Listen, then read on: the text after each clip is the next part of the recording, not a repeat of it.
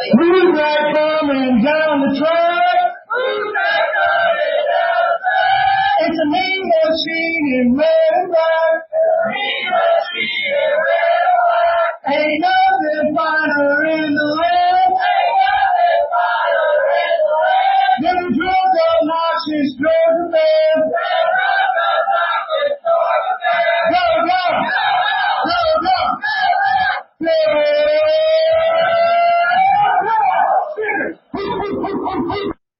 What's up, y'all? This is John and Mike back for another episode of the Nothing Finer podcast. Recording a day late this week. Day late, dollar short. It's kind of how we do most things. But we are excited to be here talking to you guys.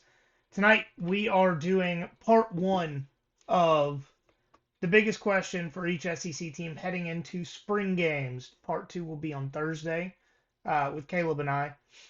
But a little bit of news before we get started. We lost Best Podcast in Savannah. Ooh. Yeah, first off, it is y'all's fault. Second, the guy we lost to has a local TV show. So he does have a platform, the Coastal Elite Media, yet again, trying to silence us. Yeah. Literally. I mean, when the guy that you're going against is on the news and has his own segment kind of thing, you're gonna lose that one, but I will say I'm sure he's a nice guy and everything, but it's a NASCAR podcast, so I don't know what the hell you could talk about. Like, hey man, you just got to drive faster, go left better. That's it. I don't know. Since I found out we lost, I have not turned left a single time. I've refused. Hell yeah. NASCAR died in February of 2001, and I think we can all agree on that. So I don't know what he has to talk about 24 years later. It did make a comeback for when Chase Elliott won. Facts. Yeah. Yep. But it was just one day. It was just one day, one race. That's it. It's over again. Congratulations to that guy. I don't even know what podcast it is. I don't know what channel he's on, but good. We're not giving him another platform. Absolutely not. Yeah, good for you. Caleb is safe. Kind of sucks, but it is what it is. But before we get into everything else, how you been? What are you drinking? I've been good. It's been busy. Last week was spring break, so I had to get a lot of stuff together with the house. I think we're finally done with everything. Sunday, I was like sealing our wood fence because the people that built this house kind of half-assed some stuff at the end there. So what? No. Yeah, no. Can you believe it? Yeah, it was among some other things, but I did that Sunday. And just kind of getting into the last little bit of last home stretch of school, both work and grad school stuff. I got like 2.5 weeks or so worth of stuff left for that, and then I got a month off before I finish the last 3 semesters. Thought about for a minute being like, you know what, maybe after this master's I'll go back and get my specialist. I'm like, I really hate school, like being a student, I should say. But at the same time, the difference from what I'm getting now to if I had a master's and then a specialist is like basically like $20,000 more a year. So like I might do it, might not. I don't know. I mean, honestly, gym teachers should probably only get paid $20,000 a year. So the fact that you would get an extra $20,000 is wild. Everybody, most of the elective teachers at my school, like I just have a bachelor's right now, but like this time next year I'll have a master's. But pretty much there's like 2 doctors on the specials team, or whatever y'all want to call it, your non-academic classes. That's where all of our advanced degrees are at, or in the classes that don't really amount to anything super important, because government. Right. I mean, it's kind of like when you get your PhD in like feminist film history. What are you gonna do? You're gonna be a teacher. It's a pyramid scheme. It's like you can't get a job doing anything with that, so you have to get a job teaching people how to do that, so they can also then get a job teaching it, because they can't get a real job with it. That's why I didn't get a double major in history, because I'm like, what am I going to do with that? besides teach Yeah. history. I'm like, Yeah. it was a difference of one Spanish class. I'm like, nah, no mas. Figure stuff. So, I just got a Diet Coke here, but how about you? I am drinking water. We had some friends in town this weekend. Went to the beach on Saturday for the first time this year. Got a Mm, little roasty on the right side over here. If you can tell on camera, I honestly don't yeah, know. a little Um, bit. You can probably see. I probably look red where I'm at too. For my bald spot sucks. um, and then yesterday I took my first trolley tour in Savannah, because they wanted to do it, That was the first time you ever done and yeah, I've never done it before. Um, it? What'd you think? Because they do a free day for us for residents. I think it's like well, so we didn't pay for it. We got the hometown pass. right on. Cool, cool. Oh So yeah, like you buy one get one basically. Like you have a yeah, I will say you're a little taller than me. Um, it's the most uncomfortable sitting I've ever done in my life. You're sitting on a wood bench, and mhm, for legs the length that I have, the other wood bench was inside of my kneecaps, the one in front of me. mhm. Um, and sitting next to my wife, I had to like scrunch my shoulders in or put my arm completely around her with my hand out the window because I am just too physically large of a person to sit on that trolley. And there were so many other people doing it yesterday that if we'd Yeah. gotten off, we couldn't, like, once we started, if you got off, you were waiting an hour to get back on. Yeah. So we just didn't get off. Yeah, it's not the most comfortable thing in the world. Like whenever we've done it, and again for free, I haven't paid for it since we've been here or like lived here. But yeah, it's we usually go when it's like February or January where it's like kind of miserable outside. And it's not as bad, but yeah, you do have to get off in that circumstances. It is super uncomfortable if you're like, I don't know, above like 5'8". Yeah, yeah. Um, but, you know, I it was fun. It was fun. Yesterday, um, just kind of walked around town and slowly drank through the day. Um, and came back home and played some games and stuff like that. But that's why we didn't record last night.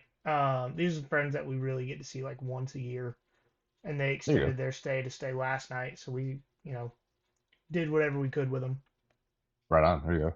We went downtown Friday night, I believe, for a little while. That barbecue place that's right by the I don't know what is it?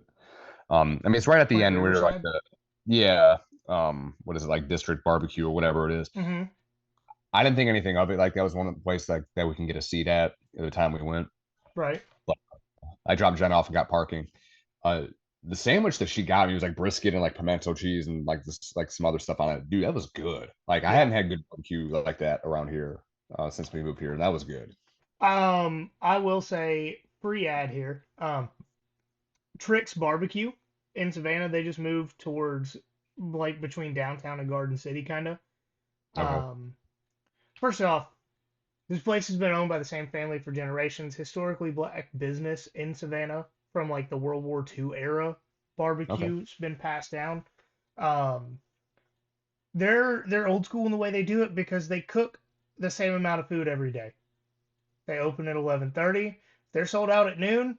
Clean up, go home. It's kind of like how Mrs. Wilkes does it too, right? I don't know.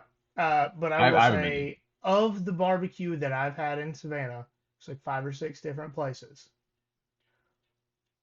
Trix is far and away the best. They have the best barbecue sauce. Ribs, 10 out of 10. The beef ribs, 10 out of 10. They do smoked lamb, 10 out of Okay. 10. Nice. Yeah, and it's one of those, you don't go inside. You walk up to the door, you tell them what you want.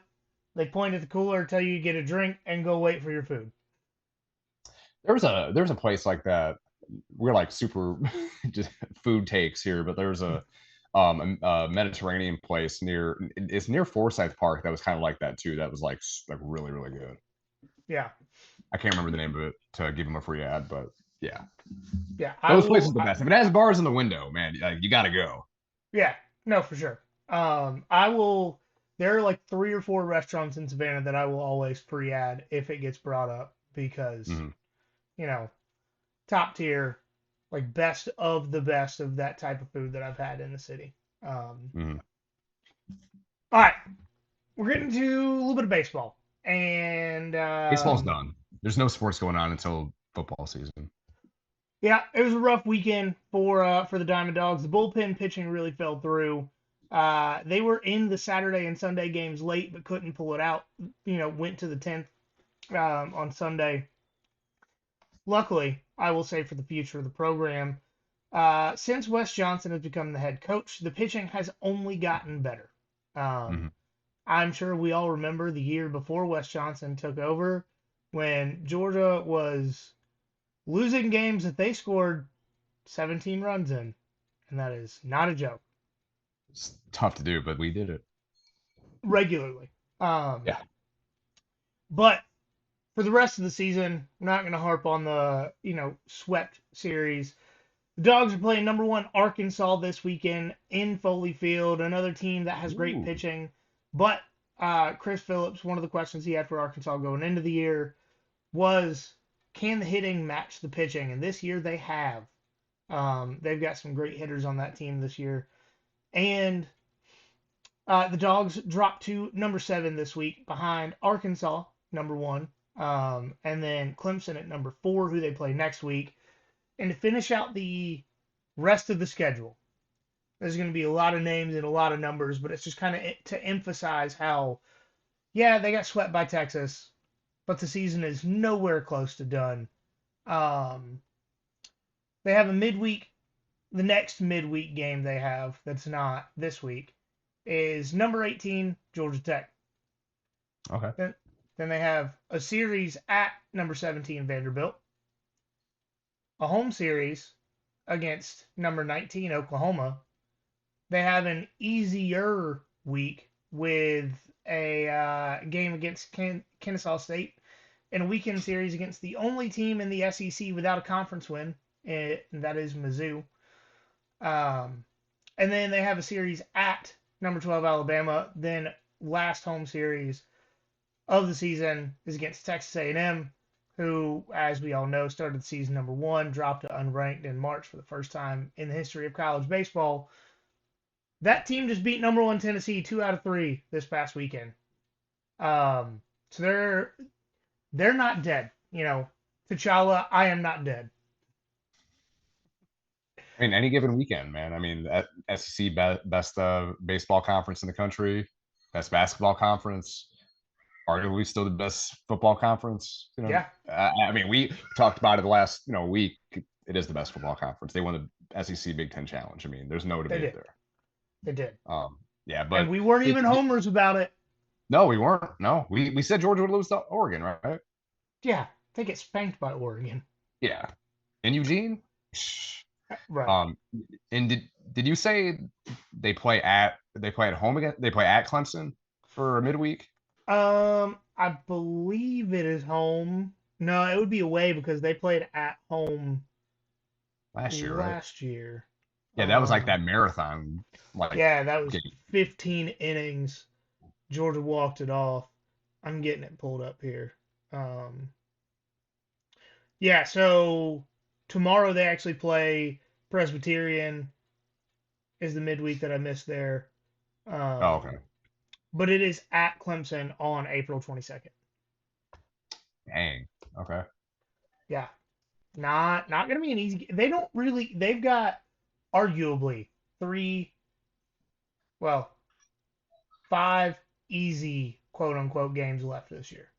Presbyterian, Kennesaw State, 3 against Mizzou. That's what they got. Yeah. But we're going to move into biggest questions for each SEC team going into spring games. We're going to try to make these as individual as possible to the teams and not be repetitive. A lot of these is going to be difficult to not be repetitive because a lot of the teams have the same issues, lost the same type of personnel going into next season.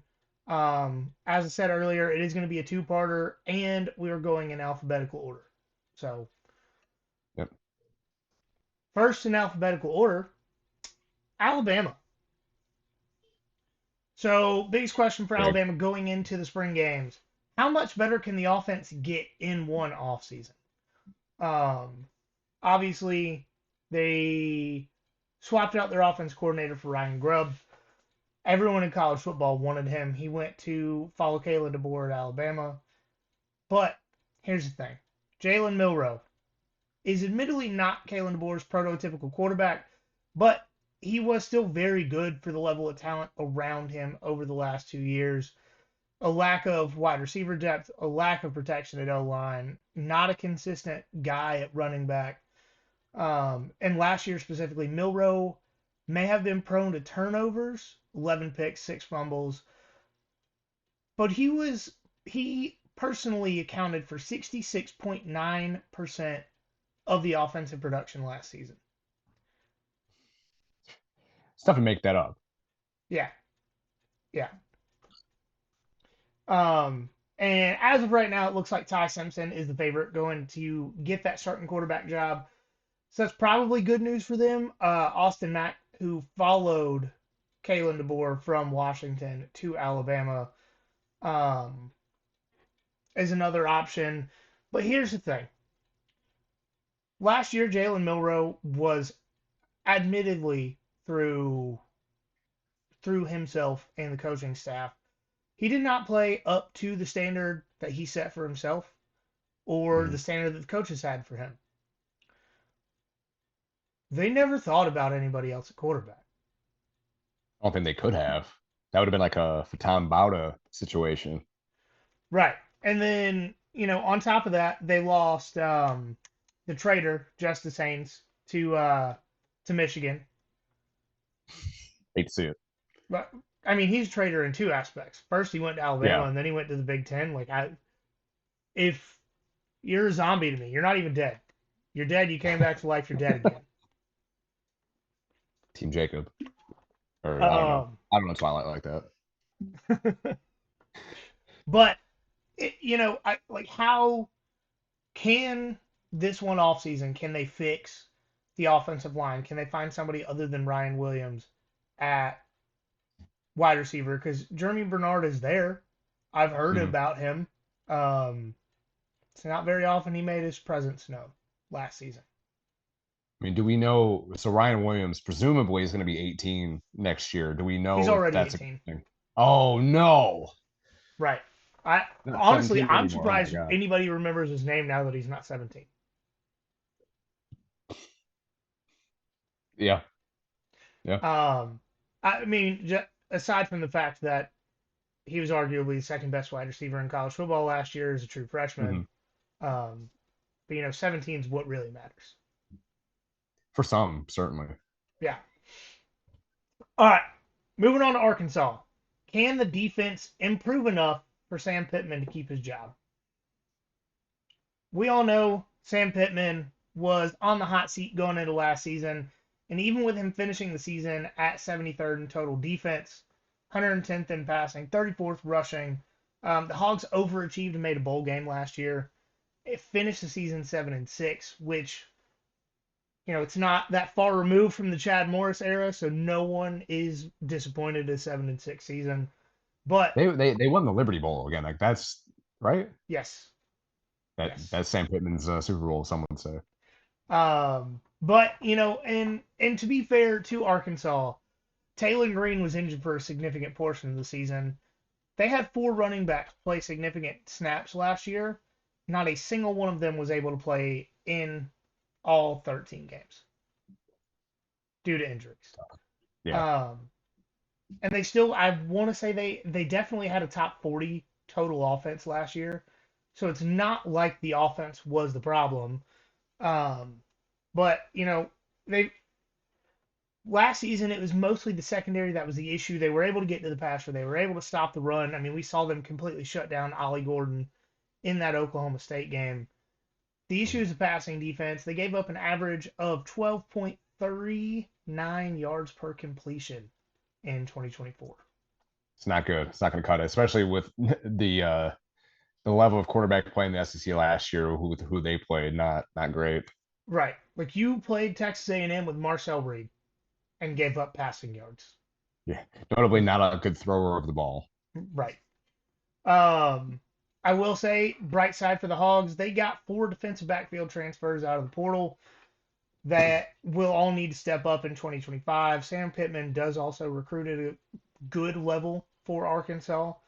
But still, they're bringing back the same defensive coordinator. Question is it personnel or is it scheme?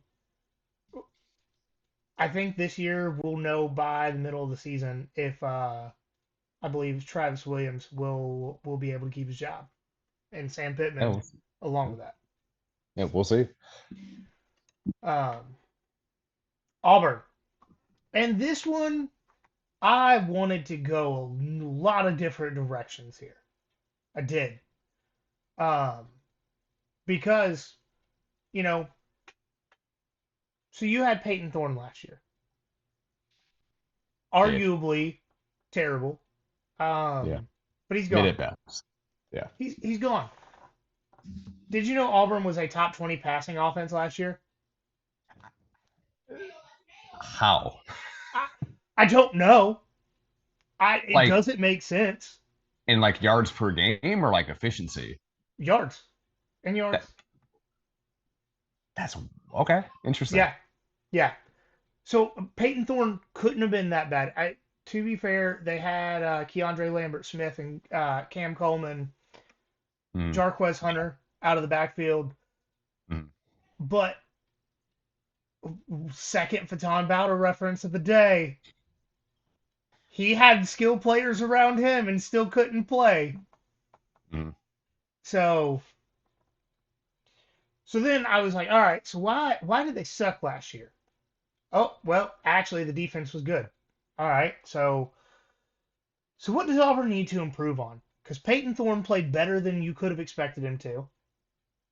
And you just have former Oklahoma player Peyton Thorne at quarterback now. Jarquez Hunter is Jarquez Hunter. He's a great running back. The defense was good. They had the 62nd ranked rushing offense, 57th ranked in tackles for loss, 83rd in sacks allowed, averaging or totaling 438 negative yards throughout the season.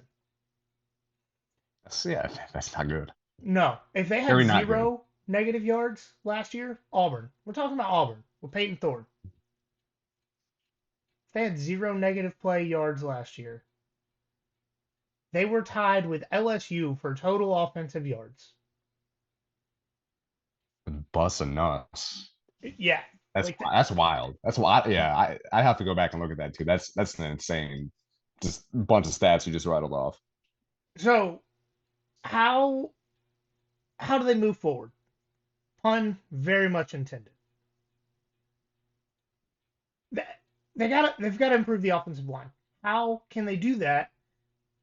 Well, they do. They have 2 4-star offensive tackles out of the portal, and for general offensive linemen, 1 4-star and 3 3-stars in the 2025 class out of high school, 1 4-star and 2 3-stars out of the 2024 class coming out of high school. They have okay pieces. Yeah, they can develop them. Yeah. Right. I mean that's for everybody, but yeah. And they already have some of the best wide receivers in the conference. Cam Coleman, like we said. But Jackson Arnold has potential to have a worse offensive line than he had at OU, which for Oklahoma was historically bad last year. Yeah. And that was kind of why he played so poorly last year. He never had time. The only game that they really had a dominant offensive performance wasn't really dominant. It was Jackson Arnold got the football and just ran to where Alabama didn't have a player. They won that game, but it's not like they were good or that was a competent offense. So, well, like Jackson Arnold was down to like his 6th-string like wide receiver by like the 2nd game of the season, right? Yes. Third so that hurts too. Yeah. So I mean, he was never going to have that, and to couple that with or combine that with a awful offensive line. That's not good news, and that's why he's at Auburn now. So hopefully it's a little bit better just for his sake. Right. But yeah, biggest question for Auburn: what are they going to do about the offensive line? Because if they do nothing, they're paying another Hughes might be coach gone. to sit at home. Sit up in his hospital bed in the press box. All Yeah, that's right, tough. Yeah, we'll see. Florida. Who will DJ Lagway have to throw the ball to? I went on to a little bit of a deep dive for this one. So Florida's losing their top two pass catchers from 2024, and Kamire Dike and Eli Badger with 783 yards and 806 yards respectively. The interesting thing about their offense is they threw very few passing touchdowns. DK had 2, Badger had 6, and those were their top 2 receiving touchdown guys last year. And, going into this offseason, there were some national media members speculating that Florida would be a hotbed for transfer skill position players that wanted to play with DJ Lagway at quarterback. And that didn't happen in any way, shape, or form. They had a single wide receiver transfer into the program so far this cycle, 4-star out of UCLA. I'm not sure how UCLA had a 4-star in the program with the way they performed last year, but they did. But the one guy they have coming back from last year that really made an impact his freshman year, not so much last year, Eugene Wilson, Georgia fans remember, he terrorized Georgia in the 2023 game, and he's coming back for 2025. But he only played 4 games in 2024. It's kind of, everybody knew that he was injured. Like every time I watched the Florida game, they were all like, oh, Eugene Wilson out for the season. Do you know why he was out for the season after 4 games? Not.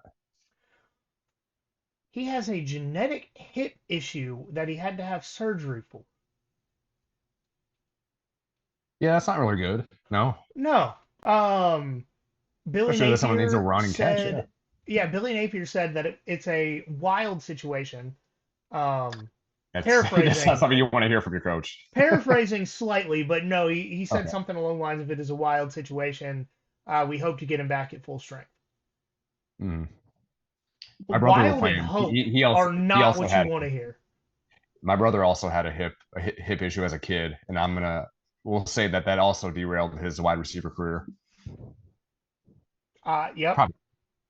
That's exactly why. That's the only reason why. Yeah, 100%. Could it be the genetics, our family genetics at all? No. But yeah, and so I couldn't find any information on what the specific issue was. Or have there been any other wide receivers that have had the similar issue? Anything. But what is the most prominent hip injury in football over the last few years? What's the one that everybody knows about? Well, like your hip pointer, right? When Tua almost lost his leg because he broke his hip. Oh yeah. He doesn't. He is no longer a mobile quarterback. No. So now you're asking a speedy wide receiver, like Eugene Wilson was their slot guy, smaller, shifty, fast. You're asking him to come back from hip surgery. He didn't have the hip surgery until around the Georgia game last year. Like he was out for a while, hoping that he would be able to come back, and they finally committed to him being out and having the surgery around the Georgia game. So you're talking. But that's only like 6 months. Right. So Yeah. I highly doubt he will be playing in the spring game. But will he be back to being effective come September? You know what? I mean, he can come back and be effective in like November. That would be great. That would be great. We'll love that for him. I hope he does come back. Yeah. Healthy. Yeah. Like if you listen to this show, we don't wish injuries on anybody. We want everybody to be healthy all the time. I don't care if that makes my team lose. Nobody wants a 20-year-old to have hip surgery. Like that's right. But I for Georgia and just general health purposes, I hope he doesn't come back too soon because nobody wants 2 hip surgeries by 21. Yeah, no, that doesn't sound like a good time. But yeah, that would just make just life all around more difficult. Just like screw football. That would be Yeah. awful. And going back to just the general wide receiver room at Florida, a lot has been talked about Aiden Mizell. Um, I watched a few Florida games going down the stretch last season and don't remember him making much of an impact. So you lost your two top guys, Eugene Wilson, no telling when he's coming back, and the guy that you have that was allegedly good last year is also coming back, but disappeared for portions of the season. Mm. Um, everybody, especially from this podcast, thinks that DJ Lagway is a phenomenal player. I Hmm. don't think that their run game is going to be an issue whatsoever, but who's he going to have to pass the ball to? That is an important part of the equation. You can throw it, have the best, quarterback in the country, but if nobody can catch it, as we can tell, attest to from last year, then it doesn't really matter. Right. Moving on to Georgia, because we're going in alphabetical order here. Can we get back to, at a minimum, a serviceable run game? Boy, I hope so. That was tough last year. Yeah, so the last season, the running game was atrocious. I know there were injuries to the running back room. I know there were injuries to the offensive line. I know that the defense gave up more points per game than any season since 2018, with the exception of 2022. But that year's numbers are extremely skewed with the LSU and Ohio State games. Mm. I don't think it matters. Like, to be entirely blunt, there's absolutely no excuse that makes up for the fact that the University of Georgia was 102nd in rushing offense. Right. Inexplicable, inexcusable, but the current projected offensive line from left to right: Monroe Freeling at left tackle, Micah Morris left guard, Drew Bobo at center, Daniel Calhoun, redshirt freshman, one of the names that nobody or fewer people would know on this list, left right guard, and then Ernest Green at right tackle. Yeah. Okay. Maybe we'll see. I like the tackles. Yeah. I like the left guard. I'm not sold on the center and right guard. I think Drew played all right. At the times when he was, kind of calling the action. I mean, I don't think he was necessarily a weakness, but then again, I wasn't looking like super closely at, And backup center. so the reason that I'm not super all in on Drew Bobo at center is because last year when he came in, it was also Tate was out. So we were Yeah. assuming a lot of the sacks, a lot of the lack of run game came from Tate. And then Tate came back and didn't change much. Mm. Or not Tate came back, but then the center from last year. Why can I not remember his name right now? Wilson. Yes. Yeah. When Wilson came Garrett back, Wilson. less sacks, running game was better almost immediately. So it was like, Yeah, that's a good point. was it Tate's absence or was it Drew Bobo? When you have multiple variables changing at the same time, you never know. But I would feel a lot better with someone that I didn't know about than that I already have suspicions about. Yeah, that's fair. Current running back room is insane. Just the way that happens at Georgia. You have Roderick Robinson, Branson Robinson, Nate Frazier, Cash Jones. Who? Cash Jones. Oh, okay. Dwight Phillips, and true freshman Bo Walker. Apparently he's turning heads, man. Bo Walker, great Yeah, name. it is. That's 100% a running back name. Yeah. You cannot play any other position. Hmm.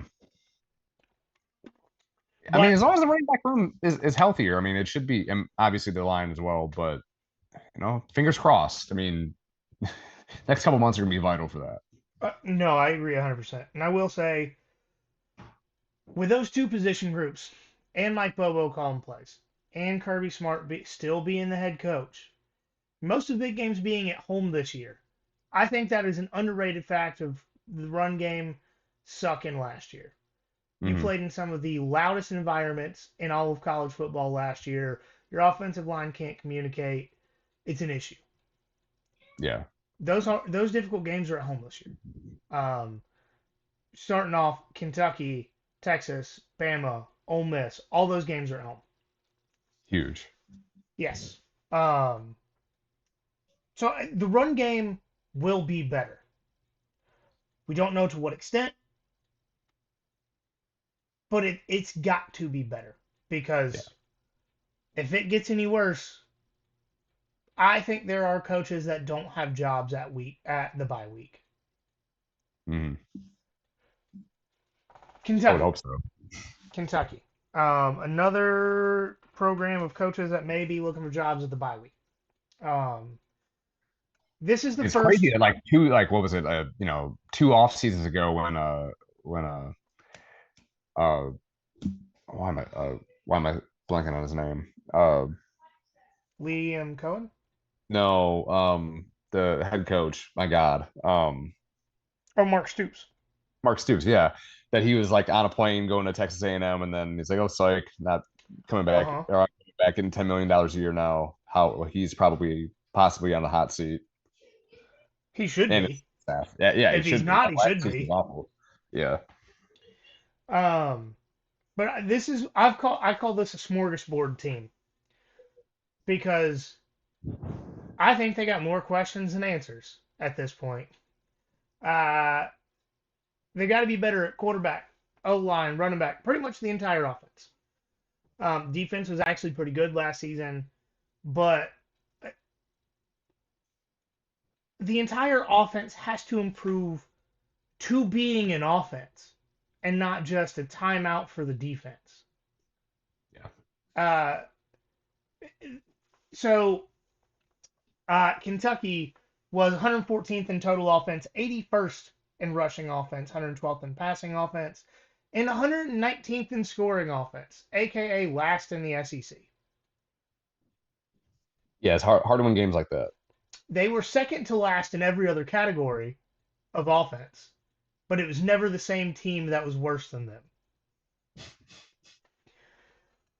Yeah, that's bad. And Yeah. what did they do? They brought their offense coordinator Bush Hamdan back for 2025. What an Iowa ass move that is. Good lord. Uh huh. Like, I know Mark Stoops would love to be back at Iowa, but my God. Yeah. And I will say the biggest issue with Kentucky's offense over the last few years has been the offensive line. Um, in 2024, they were 114th in sacks allowed, 91st in tackles for loss allowed, losing a total of 662 yards last year on negative plays. Dang. Yeah, that's rough. Um, Mm. but the offensive line being bad just doesn't excuse the 6 fumbles and 17 interceptions. 23 turnovers is this it's hard to overcome for anybody. I mean, yeah. So, just in general, the offense has to be better. They got to transfer in at quarterback, got to transfer in at running back. They at one point, their offensive line coach did pass away, but before he passed away, that was the entire bright spot of their team was the offensive Mhm. line. Wide receivers they lost Dane Key and Barian Brown to the transfer portal. That's tough. But when you don't have a quarterback that has the time or accuracy to get him the football for an entire season, what do you expect? We were so high on them going into last season. That's what probably stinks the most is like they are super talented when they had a decent quarterback play and time to catch the ball. Well, And they didn't do that. I'm gonna have to look it up. It was no, so Dane Key is at Nebraska, and Barry and Brown's at LSU. So one of them Mhm. has a guy that's going to look like Jalen Hurts in a couple weeks at quarterback, and one has Bussin' Us. There you go. Much better. And speaking of LSU, can the secondary play like they deserve scholarships? because I don't know the last time that alleged DBU has earned the D. Pause. And that was for defensive. D is for defensive. It was, Okay. yeah. No, I mean, the joke was intentional, but I just wanted to clarify in case anybody listening had no clue what I was referring to there. I will die on the hill that the only reason Michigan won a national title in 2023 is because LSU did not have a mid defense. How is that? If LSU had a mid defense, they make the playoff because their offensive scoring an average of 45 points per game. Oh, Jaden Daniels. Yeah. Yeah. I'm talking Jaden Daniels, Absolutely. Brian Thomas Jr., Malik Neighbors. Yeah. You're right. No, you're right. Like a Yeah. 2019-esque offense. Yes. Right. If they had 2019's mid-ass defense, they win a national title in 2023. Absolutely. But Brian Kelly getting Brian Kelly. J.J. McCarthy would have been a 6th-round pick instead of questioning if he was the Viking starter as the only quarterback on the roster. Hey, as a Michigan fan, I was never really a J.J. McCarthy fan. Just gonna put it out there. Like yeah. But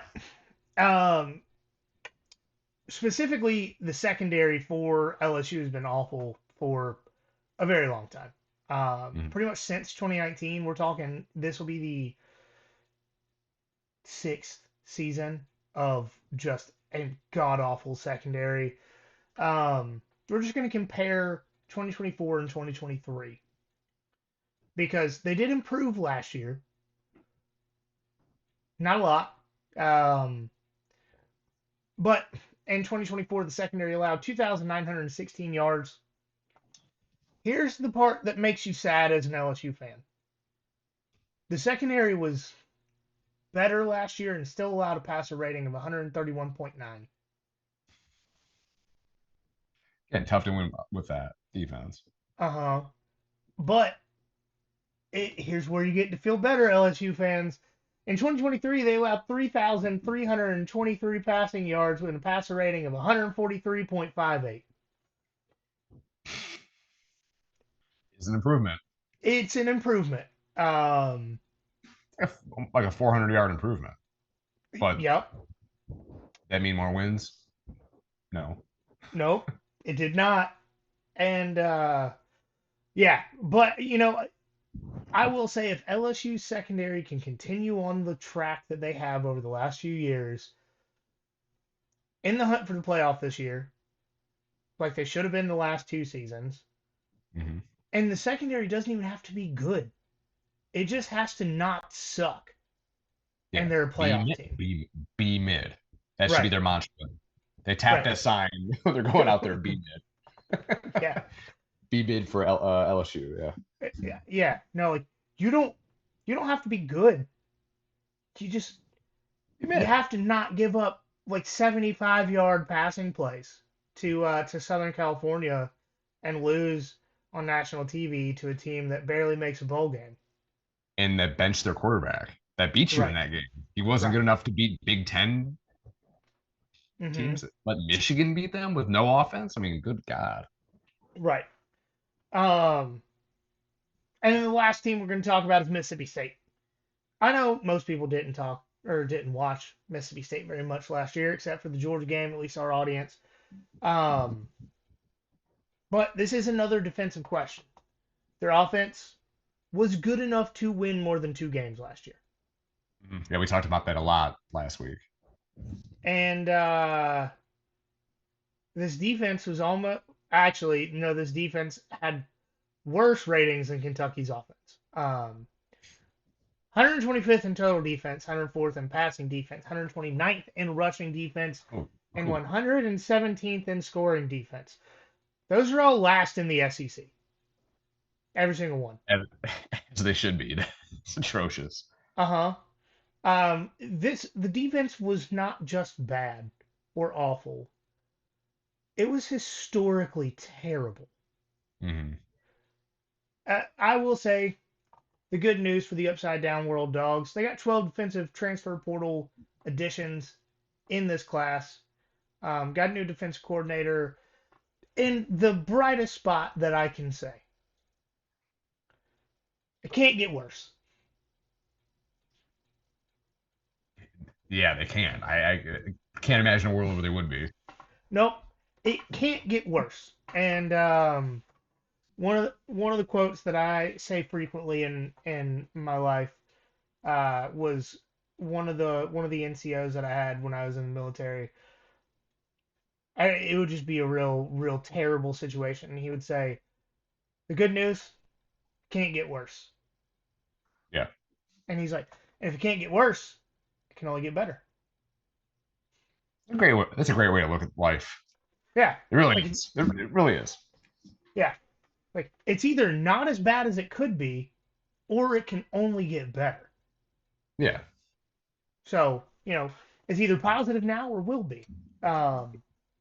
But the bad news for Jeff Lebby and the Mississippi State coaching staff, since Dan Mullen, the Mississippi State Bulldogs have had very little patience for coaches in Starkville, with the exception of Mike Leach, who would probably still be the coach regardless of record, had he should he still be here.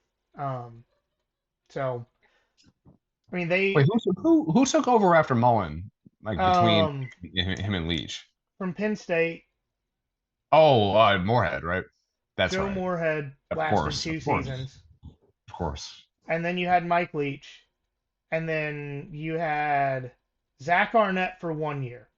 So Jeff Lebby already has had more time than Zach Arnett as head coach. Mm-hmm. Zach Arnett should have never got that job. I understand why he got it, situationally wise, but yeah.